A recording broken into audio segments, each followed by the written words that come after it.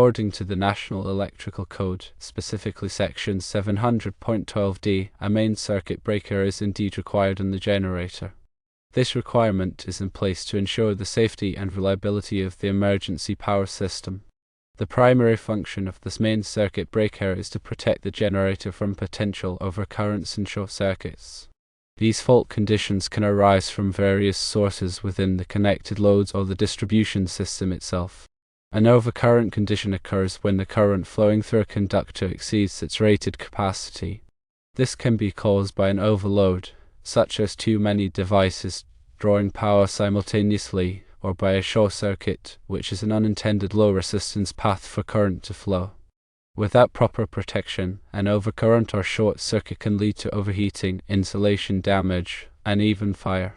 The main circuit breaker acts as a protective device by automatically interrupting the flow of current when it exceeds a predetermined threshold. This prevents damage to the generator and other components of the electrical system. In addition to providing overcurrent and short circuit protection, the main circuit breaker also serves as a convenient means of isolating the generator from the electrical system. This is particularly important during maintenance or repair activities. By opening the main circuit breaker, technicians can safely work on the generator or its associated components without the risk of electrical shock or damage. The National Electrical Code further specifies that the main circuit breaker must be located within sight of the generator and readily accessible. This requirement is intended to ensure that the breaker can be quickly and easily accessed in case of an emergency. For example, if a fire were to break out in the generator room, personnel would need to be able to quickly shut down the generator to prevent further damage or injury. Having the main circuit breaker located within sight of the generator allows for this to be done without delay. While it might seem convenient to locate the main circuit breaker in the emergency switchboard, which is located in the adjacent room, this is generally not the preferred method. The primary reason for this is the accessibility requirement.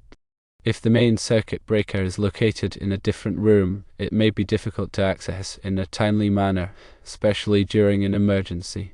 Furthermore, having the breaker located within sight of the generator provides a visual indication of its status.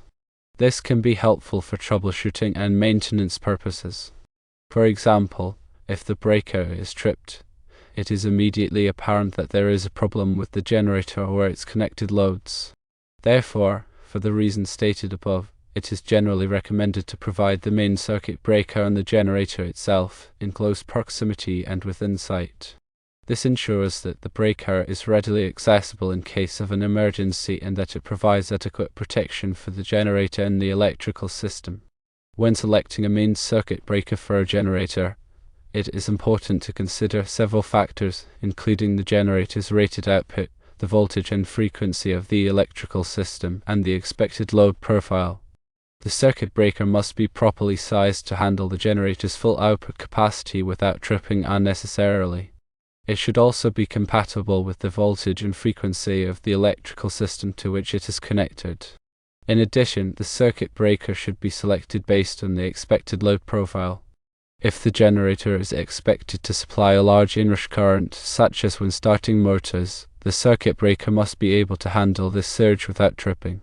There are several different types of circuit breakers available, each with its own advantages and disadvantages. Some common types of circuit breakers include thermal-magnetic circuit breakers, which use a combination of thermal and magnetic elements to trip the breaker, and electronic trip circuit breakers, which use electronic sensors and circuitry to detect overcurrents and short circuits. The choice of circuit breaker will depend on the specific application and the desired level of performance. In addition to the main circuit breaker, it is also important to provide adequate overcurrent protection for the individual loads that are connected to the generator. This can be accomplished using branch circuit breakers or fuses. Branch circuit breakers are typically located in the emergency switchboard and protect the individual circuits that supply power to the various loads. Fuses are another type of overcurrent protective device that can be used in branch circuits. Fuses are typically less expensive than circuit breakers, but they must be replaced after they trip. Circuit breakers, on the other hand, can be reset after they trip. When designing an emergency power system, it is important to carefully consider the overcurrent protection requirements for both the generator and the individual loads. This will help to ensure that the system is safe, reliable, and able to provide power when it is needed most. In summary, providing a main circuit breaker on the generator is a critical requirement for ensuring the safety and reliability of the emergency power system. The circuit breaker should be located within sight of the generator and readily accessible. It should also be properly sized and selected to handle the generator's full output capacity and the expected load profile. In addition to the main circuit breaker, it is also important to provide adequate overcurrent protection for the individual loads that are connected to the generator. By following these guidelines, you can help to ensure that your emergency power system is able to provide power safely and reliably when it is needed most. Here are some additional points to consider. Firstly, coordination of overcurrent protective devices is crucial. The main circuit breaker and the generator and the branch circuit breakers in the emergency switchboard must be coordinated to ensure that the branch circuit breakers trip before the main circuit breaker during an overcurrent event on a branch circuit.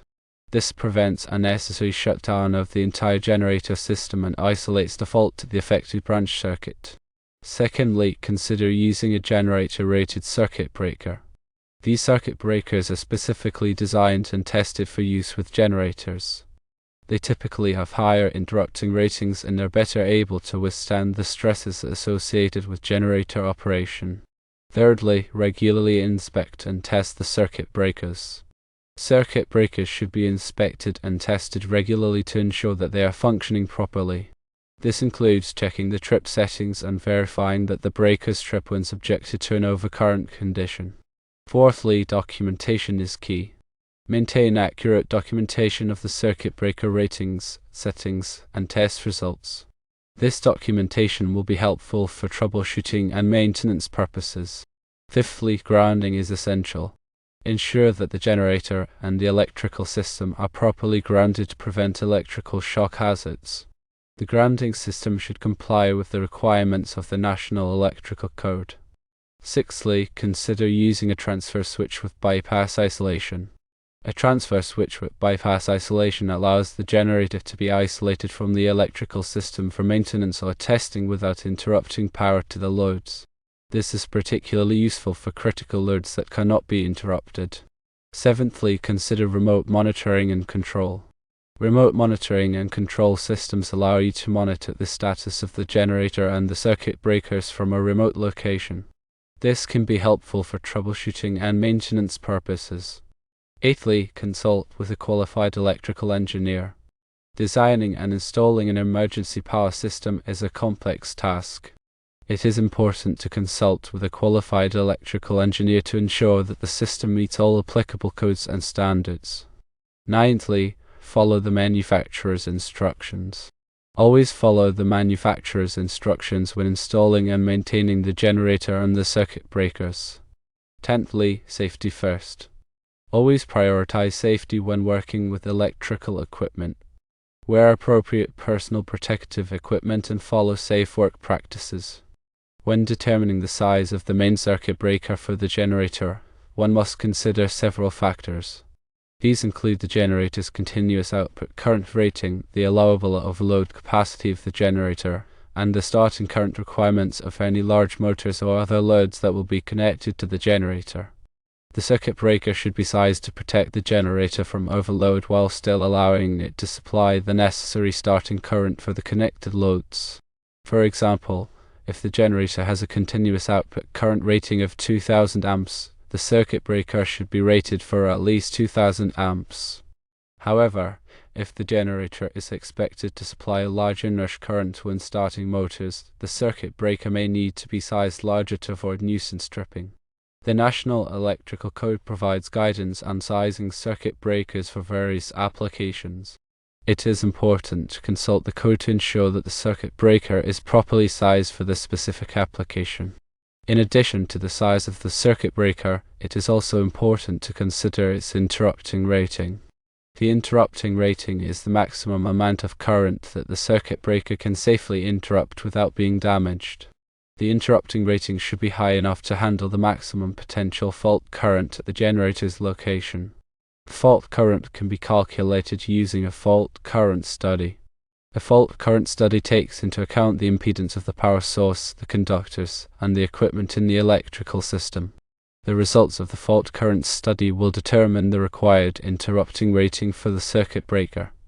It is important to select a circuit breaker with an interrupting rating that is equal to or greater than the calculated fault current. Using a circuit breaker with an insufficient interrupting rating can result in equipment damage, personal injury, or even death. The location of the main circuit breaker is also an important consideration.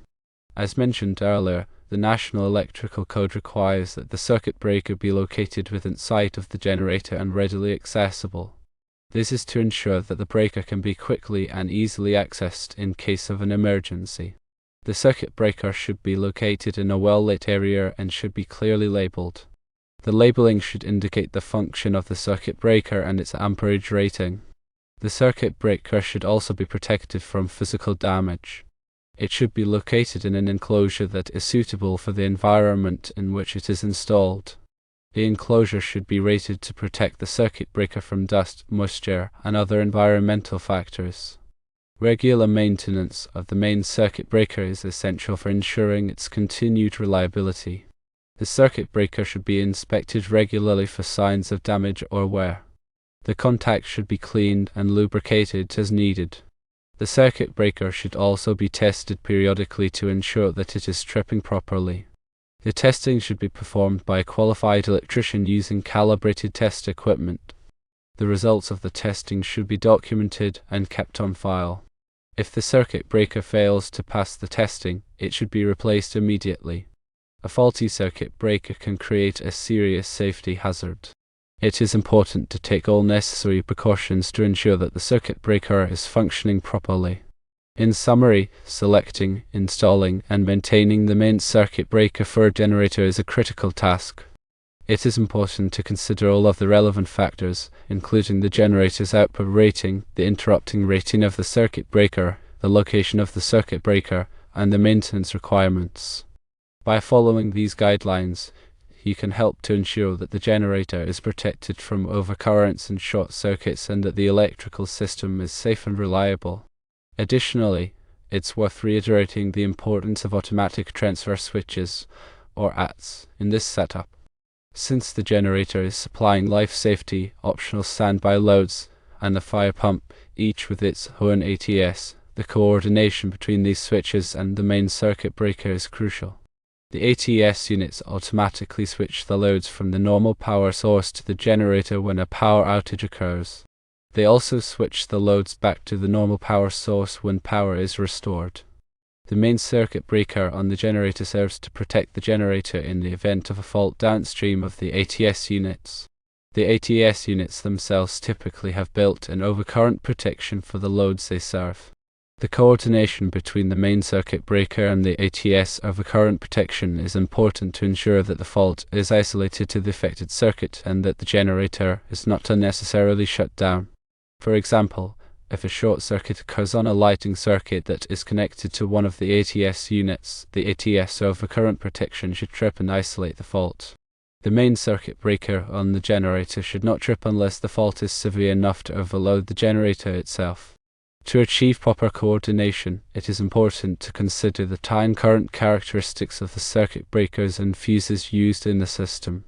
The time current characteristic is a graph that shows the amount of time it takes for a circuit breaker or fuse to trip at different levels of overcurrent. By comparing the time current characteristics of the different devices, it is possible to determine whether they will coordinate properly.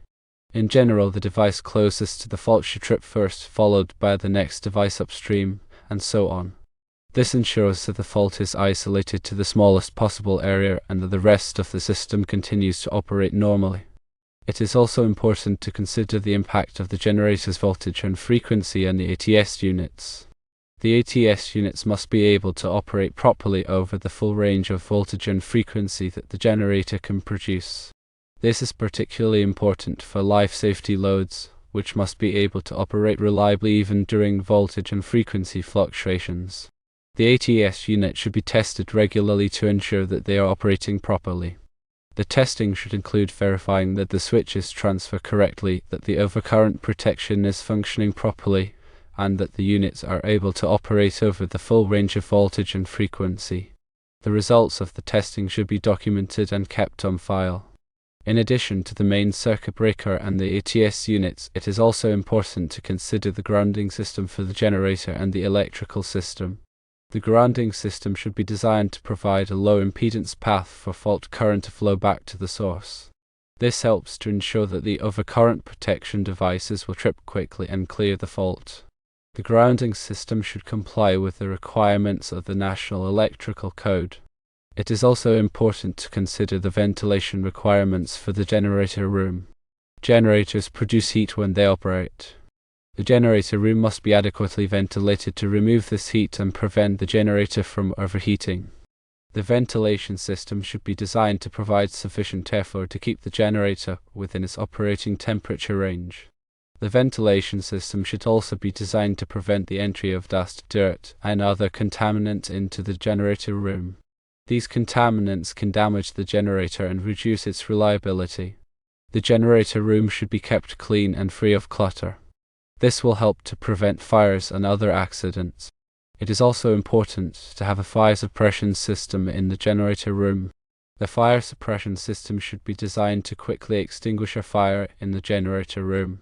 The fire suppression system should be inspected and maintained regularly to ensure that it is functioning properly. In summary, there are many factors to consider when designing and installing an emergency power system with a generator, ATS units, and a main circuit breaker. It is important to consult with qualified electrical engineers and contractors to ensure that the system is designed and installed properly and that it complies with all applicable codes and standards.